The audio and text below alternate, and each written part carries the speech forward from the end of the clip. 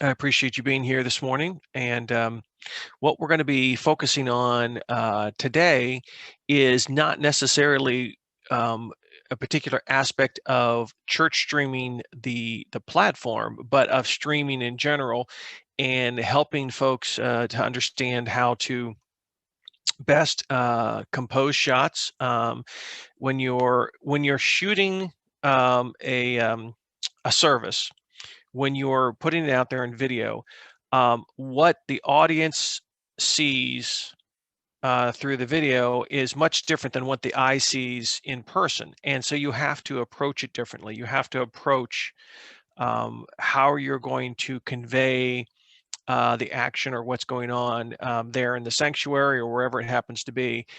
You have to approach it differently because the viewer experience is wholly different in watching it on a screen as it would be if they are there in person, because your eye can take in everything. Your eye can do all the things that a camera basically can do, but your eye does it automatically. So you can take in an entire stage, and at the same time, you can focus in quickly right to the subject, whoever is speaking. Well, that's what cameras do, but cameras have to be controlled to do that. And the audience at home can only see what the camera is allowing them to see. So it's important to understand how to compose your shots, and some basic terminology to help volunteers to understand what they need to be doing to help, if they're running cameras or if they're doing a controller to set up the cameras, all that stuff. So, Paul, I'm going to go ahead and I'm going to allow you to be able to talk if you want to ask questions, and that will, if you want to ask questions at all during this. But I'm going to go ahead and jump into my presentation here, and then you can see if there's anything that you in particular that you want to ask about. So let me go ahead and share my screen. Okay, let's see here. Here we go. And there we go. So really what we're going to be talking about, as I said, is the video framing shot composition. That is the aspect of streaming that is talked about some, but not to the extent that really it needs to be. We talk a lot about the technical abilities, the technical skills of the equipment, and those types of things, but we don't really talk about the other aspects. And this is really what comes in handy to talk about this. And for purposes of this presentation, yes, I've been involved in church streaming for a number of years, but also my background for over 30 years in broadcasting. And so I've done live production, recorded productions. That was my professional career for, as I said, over 30 years. So I'm very, very familiar with this topic, very familiar with all aspects of production work, and then also volunteering at church to direct others and help train volunteers on a video presentation. So what we're kind of looking at here is the shot composition. So, the examples across the bottom, we're going to get into those a little bit more. But really, what you're talking about when you're talking about shot composition is you're talking about, I want to start first on the rule of thirds in a shot composition. And for a lot of people, it may be familiar to hear the rule of thirds. Other people, it might be brand new. But basically, what a shot is broken up into, as you can see, sections of thirds, either vertically or horizontally. So you've got the picture, as you can see here, broken up into 3 sections, and you can either look at it from top to bottom or side to side. And that is how you want to consider framing your shot and where you want to put your subject matter in that, because what the rule of thirds kind of speaks to is it's well noted and proven that the eye for somebody is drawn to a third of the picture where the subject matter is prominent. So as you can see in these pictures, the one like the lighthouse is in the right third of the picture. So you're immediately drawn to that, but it gives a lot of space over to the left, which gives a nice aspect. It balances the picture out. Same thing for the picture with the road at the bottom. As the road's moving away from the camera, it's moving from kind of the middle third to the right third of that frame. So it moves away, but it still has a nice aspect of balance between the darker areas of the trees. The top one, you can tell obviously the tree right there on the third line on the right side. And then for the dock is right through the center. But it is a different aspect of the rule of thirds, because look at where the horizon is. That is using the horizontal thirds. And so you have the thirds broken from top to bottom. You have the horizon right there at the top third. That line's right across the top, and then the dock is extending from the very bottom of the frame up to the first and second third of the frame. So that's kind of what the rule of thirds denotes, is how you want to place your subjects and then how you want to break up the picture to have a very aesthetic, a pleasing aesthetic and a pleasing view for the audience, because it's what their eye is naturally drawn towards. Putting things always center doesn't necessarily work in terms of drawing somebody in and engaging, because it's not how we typically do. So using the rule of thirds to compose a picture, this just kind of sets the groundwork for everything else that I'm going to be talking about here as we go through. So that's the rule of thirds in a shot. And then if we go into, you look at the rule of thirds here. So if somebody's at a podium, like on the picture on the right, they're pretty much it's a head-on straight shot from the camera. So it's okay to put them in the center, but you can see where they're positioned there, and then you can see the space given on either side. So that's perfectly fine. If you have somebody that stands at a podium and never moves, or they speak from a lectern, whatever it might be, having somebody in a central shot like that, that's completely fine. You're space them in a third. It wouldn't necessarily be natural for somebody to see if that camera was positioned where she was on either the right or the left third, because then you have all this empty space that really doesn't mean anything, doesn't draw you to anything, doesn't really help tell the story. So there's nothing to it that that we would need to place her anywhere else except the center third. The picture though on the left, you can see that, okay, hit the eye that is closest to the camera. So as we're looking at it, it's the eye that on the right, it would be his left eye, but the eye that's on the right is closest to the camera. It is sitting right on that intersection of that horizontal and vertical third line right there. And it's positioned perfectly. So his body is in 2/3 of the frame, and then the other third is to the left, where it's a little bit more empty space. Now, the reason it's positioned this way is because he is looking off camera. He is looking off camera to the left a little bit. He's not looking straight on, he's looking to the side. So what you're doing is you're allowing that space to be filled as he's looking that direction. It's called look space, it's look room. As he's looking that way, you want the camera to have a little bit more space to be in there. It's a natural feel for somebody who's watching something like this, because if it, and I'll show you some examples, if it was changed, if he was right up against that frame, it would feel unnatural. It would feel unnerving for you to be looking at something like that.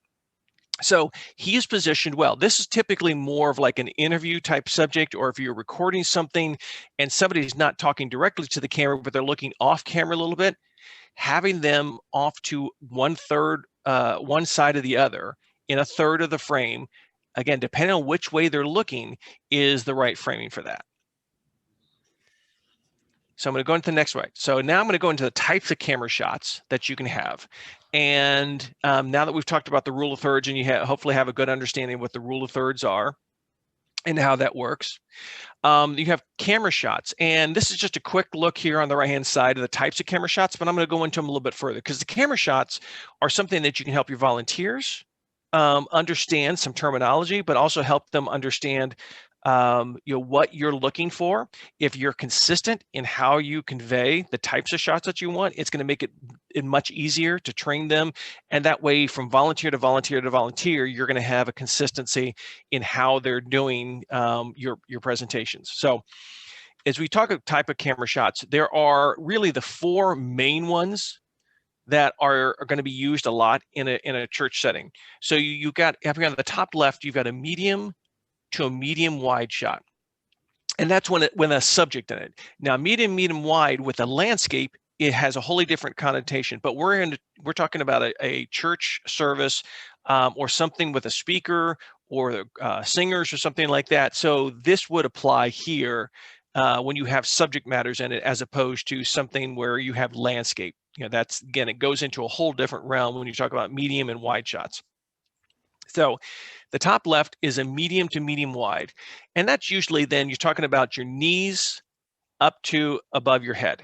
That's a medium to medium wide shot, just depending on who you speak with, but that's going to be, typically what it is. And then the medium shot you have here on the top right is basically from the belt or the hips up to above the head. So the medium wide is the knees, maybe just a little bit below the knees. But then you go to the medium shot, which is hips. And I had somebody who I was working with before in a church, head to holsters, basically is what they used to call it, head to holsters. So if somebody was wearing, holsters, a gun, guns on their holsters, it's just an easy way to remember that. But head to hips is an easy way to remember too. So head to hips is a medium shot.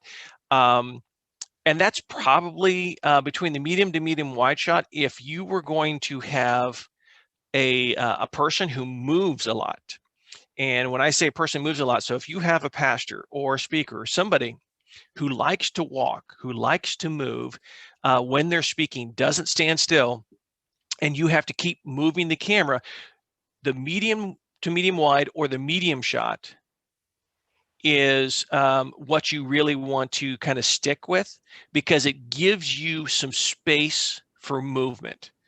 And I'll show you why here in a second. But if you get too close, that person has a greater chance to move out of frame before your camera can react. If they move quickly, if they make a movement that you're not ready for or you're not prepared for, they can move out of frame. Again, for somebody who's sitting in the congregation, them moving a lot is not a big deal because your eyes can take in everything. But if they are there watching on a screen at home, on a computer or on their TV or something like that, and they move out of frame, they've all of a sudden, you've lost them. And that's the critical thing that we want to, that I really want to point out, is that when somebody's watching at home, those things that happen that distract them from the service, that take them out of the service, that kind of disengage them. Because if they're listening to somebody and they're watching and they're looking at the emotion and they're really engaged, all of a sudden that person kind of moves and walks out of frame. Well, then now they're thinking, well, where'd they go? Why can't I see them? So they've kind of been taken out of the moment, and now they're thinking about what they're not seeing as opposed to what they were seeing.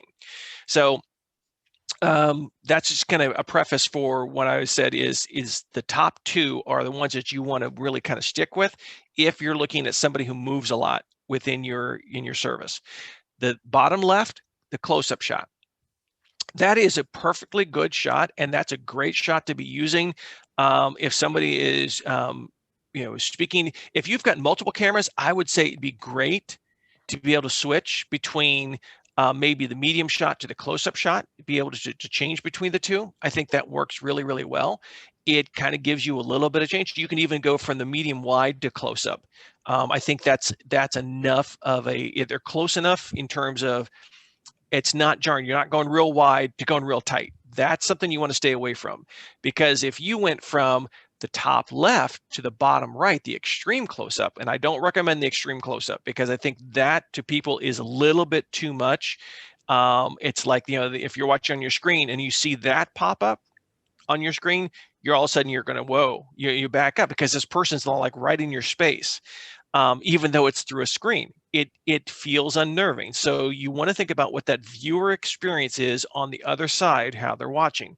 So I would say that you can go from a medium to medium wide shot to the close-up shot, you don't want to really use the extreme close-up. The only time you want to use an extreme close-up is if you've really kind of practiced it out. If there's going to be a singer singing a specific song that's very emotional and you want to kind of capture a little bit more of that emotion to feel a little more intimate, that's completely fine to do. But I would say there are rare occasions that you really want to use the extreme close-up shot. So stick with the other three. The fourth one, again, rare exceptions. Okay, so that covers just kind of basic shots. There are other shots within a church that you can use. And here's what I'm showing you here is you've got wide or extreme wide shots. The one on the right is more of a wide shot. That would be considered a wide shot. And then the one on the left, that's a little bit more of an extreme wide. You're getting a lot of real estate in that image. You're getting a lot of things that you're seeing going on in that picture. Now, if we're talking about like the rule of thirds, that actually is not bad. The one on the right is composed very nicely. So I think that one works well. You've got the congregation on the lower third, then you've got the people up on the pulpit area on the stage in the middle third, and then you've got above that. So I think that's composed well. The one on the left, it's an extreme wide shot. You've got a lot of stuff going on in that picture that draws your eye to it, but then you're kind of losing focus. What wide shots do is set the stage. Wide shots are meant to set the scene for somebody, to give them context for where the setting is, for what's going on. So if you really wanted to give context to how many people are attending a certain service, how many people are there, if you wanted to give context to the lighting or the decorations or something like that, then that's what wide shots do. It gives the viewer a context. Again, if you're there in person, you can see all this. You can take it all in within a matter of seconds. You can look around the room, you can zero on certain things and you're fine. But the person at home doesn't have that ability. So that's what wide shots do, is it gives you context. It sets the scene for where they are. And that's good. I would say that what you want to do, though, is you want to practice. You don't want to go from one of these shots here. You don't want to go from one of these back to maybe like this shot, or definitely not this shot here, the extreme close-up. Because, again, you're going from something that's really wide, far back, to something immediately you're zooming in. So I would say what you want to do is this is the shot right here that you would want to go to from a wide shot. So if that was a person, if you had a shot like this, I would go to a shot like this. You might get away with something like this, but I would go to this first, transition shots. And then if you went from this to this one down here, the close-up, then that's okay. But you want to allow yourself transition shots to get you from, in staging, boom, boom, boom. It's not how your eye works. Your eye works from taking something wide and focusing immediately into it. So I get that. But when we're talking about somebody who's watching at home, what their experience is, that's what you have to take in consideration, is what is their experience when they're watching.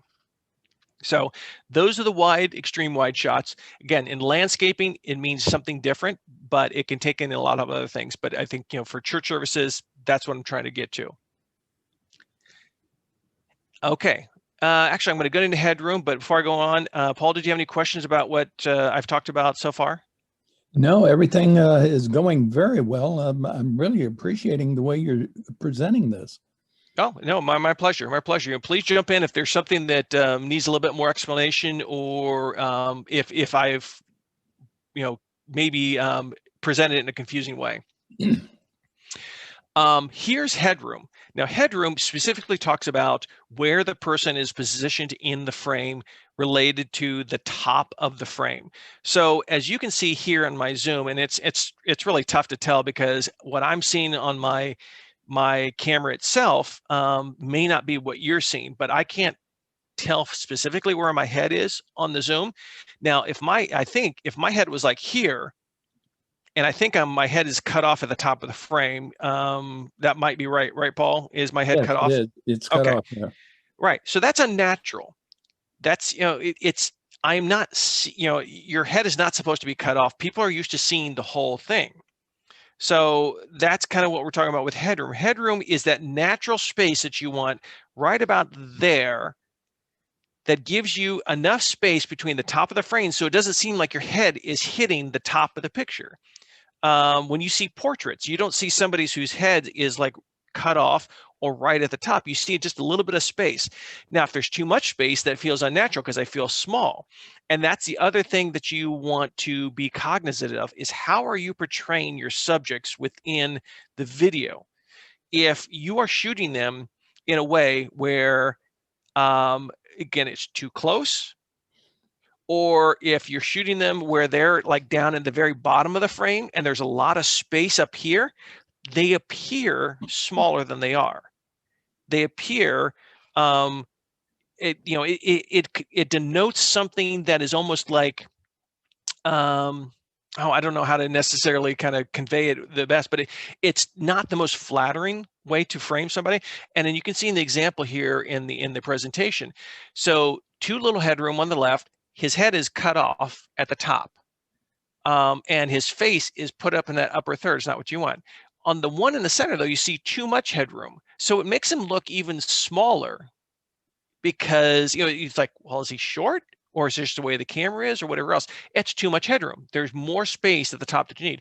The proper headroom is about what you see on the right-hand side, is enough space that his head's not hitting the top, but not too much space that it looks unnatural, that he looks small. So what you really want to do is, if you can think about going back to the rule of thirds and those horizontal lines, the thirds as they're broken up, his body is in the lower third, his face is in that middle third, and then his head starts to move into that top third with a little bit of space. That's kind of the proper framing that we're looking for, is going with that. And that's what we're talking about with headroom, is you don't want somebody, again, bumping up to the top of the frame, because when you're there in the church, you don't notice anything of that. But somebody at home, that is something they may not be able to put their finger on it, but when they're watching it, like, something bothers them when they're watching it. It's like something, just doesn't look right. So that's when we're talking about headroom, is giving them that. So the next thing, though, is look room and lead walk room. So remember when I talked about giving space to somebody who moves a lot in the framing of their shots, and the type of shot that you have. If you have somebody who moves an awful lot, you need to give them some lead room.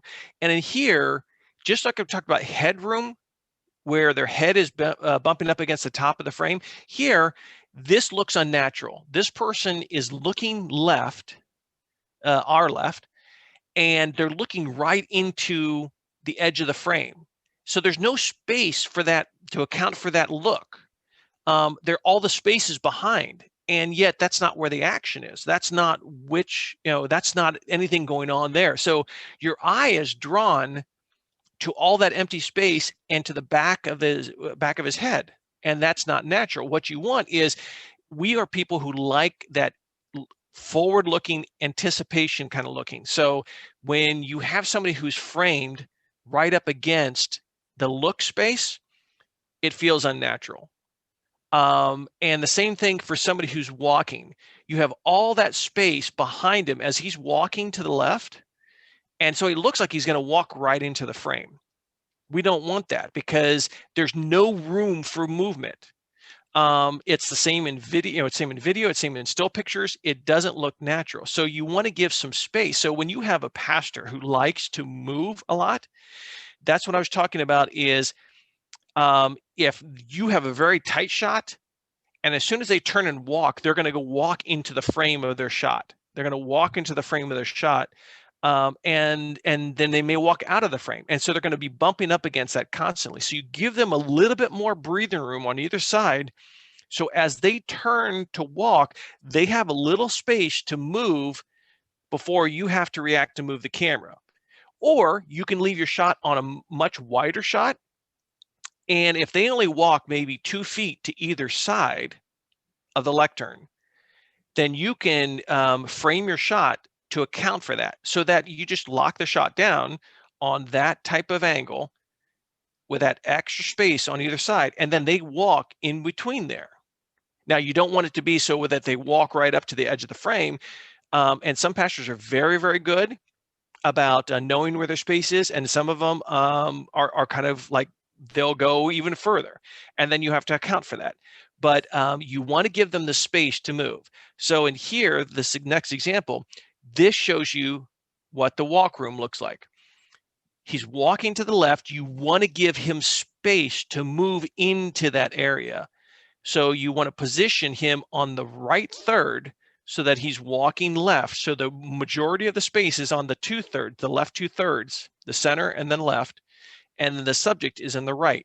If it was opposite, if he was walking to the right, you want then him on the left, and then the majority of the space of the 2/3 on the right hand side of the picture.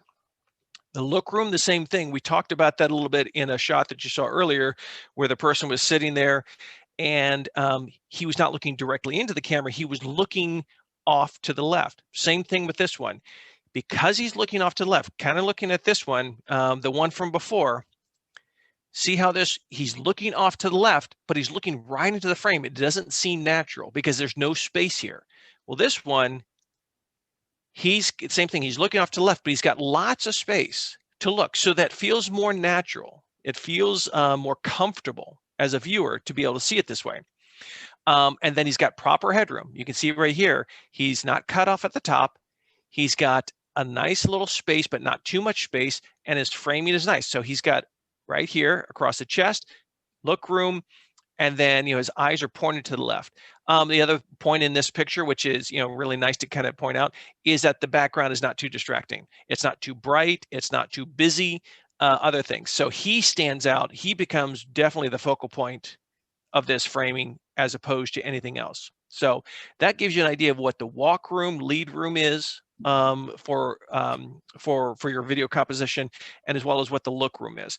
Again, I would say if you've only got one camera, think about how you're going to use that camera to set up the shots appropriately, because as you set up the shots, you need to account for movement. If somebody moves a lot, because either you're going to be adjusting that camera as they move, or they're going to be moving out of frame and you're going to have to catch up. So if you need to set it up a little bit wider, that's fine. Now, if you've got two cameras, that's where you can switch between the cameras. If you got two or more cameras, you can then set up your cameras to be positioned. Somebody on more of a medium shot, somebody more on a close-up shot, somebody more on a wide shot. And then you can switch between those three depending. So as a pastor, you can have a close-up shot of the pastor. And as that pastor starts to walk, you can switch to the wider shot that allows that person to move in that space of the wide shot. And that gives you some ability. It gives you a little bit more flexibility in how you do it. So I would say play with that a little bit more, see how that can work for you. Again, if you only have one camera, then you have to be a little bit more choosy about how you're going to frame your shots, especially depending on who it is that you're trying to be the focal point. Okay, now some very, very basic terminology here that I want to give for volunteers. So you can, excuse me, because some of you may have volunteers who run cameras. Some may have cameras that are locked down, and then some may have cameras that are on remote control, and then you operate it with a joystick. So there's all kinds of cameras that are out there right now. But some basic terminology that helps, so that, again, we want to talk about consistency. And if we're training our volunteers and we're helping them to understand what they need to be doing in shot composition, shot framing. So we talked about headroom, look room, lead, walk room, the rule of thirds, all those things that we keep consistent. So that way, from volunteer to volunteer, we can have that same level of consistency in the training. Here are very basic camera directions. So if you need somebody to move a camera up or down, and this is what this shows, if the camera's at a certain level point here, shooting straight, if you need them to go up, that's a tilt up or tilt down. So very, very basic. You tilt up, tilt down. And here's the two that are similar but different. Trucking means if you have a camera on a tripod that maybe has wheels on it, or just if you needed to move a camera that's on a tripod to the left or to the right, the whole thing, not just, not just going this way, but if you needed to move the whole thing. So say you had an obstacle in your way here. Well, you can't really shoot around that. So you need to move the whole thing. That's called trucking. So you would truck left or truck right. And that's different than the bottom one, which is panning. Panning is that you're at a central access point, and from that central access point, you're going this way, and you're panning left or right. So that's all it is. Panning left, right will, get you different angles of shots, but it's from the same access point. The trucking is your camera's here, and then you're moving the whole thing to the left or to the right. And now you're not going this way, you're moving the whole thing. That's what the difference is, trucking and panning. But then tilting is you're shooting up or you're shooting down. And depending on where your camera is positioned, your camera could be eye level with something, which is optimal. You can have eye level, or they could be higher and shooting down, because a lot of churches have their cameras mounted up a little bit higher above the congregation so that they don't get blocked. But then there are some cameras that are down low, close to the front of the church, and they're sitting here down lower so that they don't block the view of the congregants behind. And so then they're shooting more up. They each have their positives and they each have their negatives. Shooting down, as we talked about before, gives more of that feeling of you're looking down at somebody. So if you've ever stood above somebody and looked down and had that conversation, you're in more of a position of, own a way of authority over that person, because you're standing over them and looking down. A camera kind of gives that same feeling of looking down. So you want to try to minimize that as much as possible. Now, what helps is that most cameras at a high angle are at the very back of the church. So the distance minimizes that aspect, minimizes the effect of looking down. It doesn't get away from it completely, but it still minimizes it. What is optimal is if you can have the camera, if your subject is here looking this way, the camera wants to be about the same level, eye level with them, if at all possible. Now, if you're down, you want to make sure that you're not too close and shooting up like this way, because that's unflattering. You're looking right up somebody's nose. That's not very flattering. And again, a little bit more unnatural. So if you can reduce that angle as much as possible, instead of going here, if you're like this, that's still okay. You would be here optimal. Here is okay, but you don't want to be like this. That, again, is not the great angle that you're looking for going down. You want to be more like this if you're going to be higher and shoot down this way. So those just basic camera directions about how to help your volunteers know, hey, can you tilt up? Okay, tilt up. It's just you're tilting up the camera just a little bit. If you need to truck the camera left or right, that just means the whole thing has to move. Now, obviously, you want to try to do that before service starts, or you pan left or right. That's simple terminology. And then as we go back and look, so you look at, what is your look room? What is your walk room? What is your headroom? Simple terms like that. What's a shot here? Because your headroom, okay, can you get me a medium shot? Can you give me a close-up shot? Okay, we're looking for an extreme close-up. So be consistent so your volunteers know what they should be looking for. And if you can go online and you can find a lot of these examples, and if you could print those out for your volunteers and have it handy, they know kind of what you're talking about. And this helps them feel more confident in doing, what you need, what you want. And then remember your rule of thirds, how your shots are framed, where your subjects are positioned within those shots. And then I think, you're going to be a lot more successful in that engagement from watching at home. Again, this is all geared towards what the viewer experience is.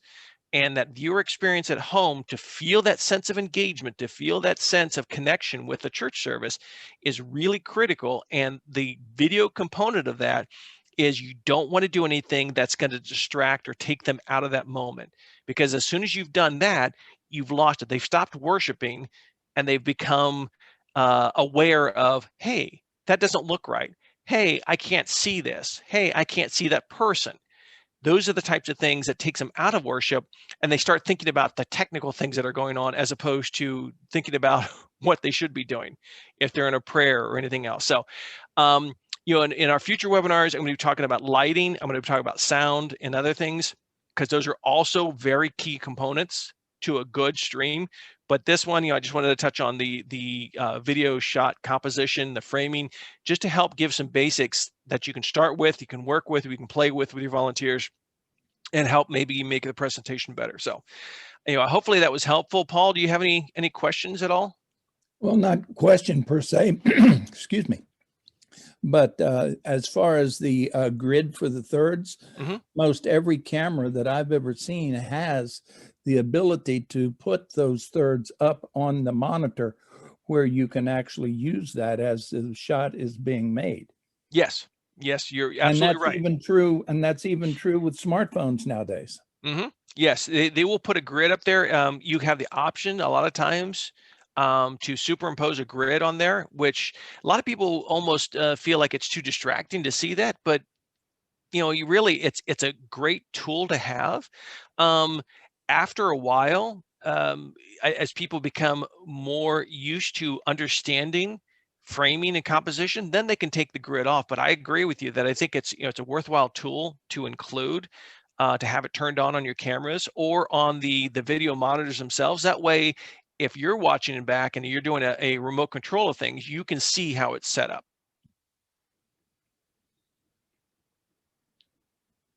Is there any other questions I can answer for you, Paul? No, it's been an excellent workshop here.